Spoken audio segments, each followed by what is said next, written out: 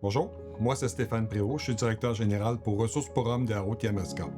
Il y avait des besoins des lacunes dans le milieu où est-ce que les hommes qui avaient des problèmes de gestion de la colère, il n'y avait pas de place où aller chercher des services. C'était la principale raison pour laquelle ils ont créé l'organisation. À la Ressource pour Hommes, les services qu'on offre, on a des programmes qui sont point final.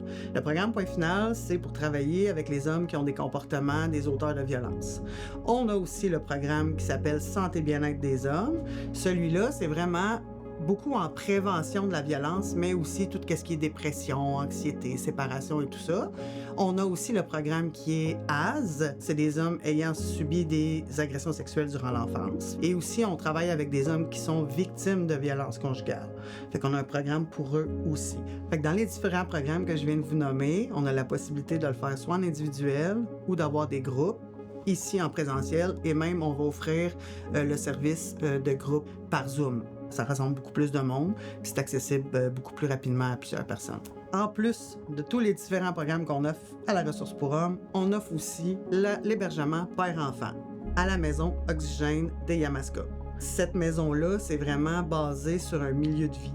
C'est de l'hébergement, ça sert au père de reconstruire des liens avec ses enfants, de maintenir le lien avec ses enfants. Cet hébergement-là peut aller jusqu'à 6 mois. Il y a des rencontres individuelles, des plans d'intervention, du soutien, autant avec la CEF, des différents partenariats qu'on a ici à Granby pour vraiment se concentrer sur le père et son enfant.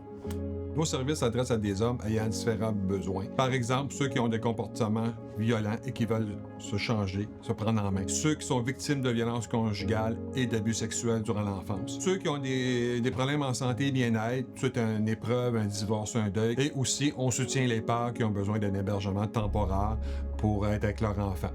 Habituellement, l'homme va communiquer avec la Ressource pour Hommes pour avoir des services quand il est rendu face au mur. Nous, on va être là quand que le monsieur va nous appeler pour avoir de l'aide. Certains de nos hommes qui viennent consulter, ils vont avoir été référés soit par la DPJ, soit par le système de justice, travailleurs sociaux. Fait que c'est quand même une gamme variée d'hommes qui vont venir consulter. Mais je tiens à souligner qu'il y en a quand même plusieurs de volontaires, puis ça fait toute une différence, là.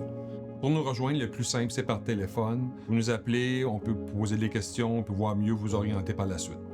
Le mythe le plus commun qu'on aimerait déconstruire ici à la Ressource pour Hommes et à la Maison Oxygène, c'est vraiment qu'on dessert juste des hommes qui ont des comportements violents. Une grande quantité de services qu'on peut offrir aux hommes, c'est pas juste au niveau des comportements violents.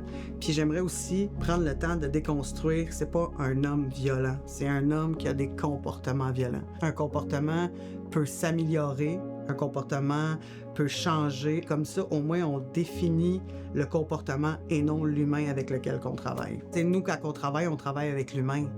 On travaille avec l'humain qui est devant nous, puis on essaie de leur démontrer des nouveaux apprentissages, de manière de se comporter, qui est pour protéger lui, sa famille, ses proches et, au bout de la ligne, la société. Les Ressources pour Hommes font partie de la solution. Quand on est là pour aider autant les auteurs que les victimes, viens nous voir, on est là pour t'aider, on n'est pas là pour te juger, on n'est pas là pour te critiquer. Notre objectif principal, c'est d'aider l'homme à cheminer dans sa vie et de trouver un bien-être.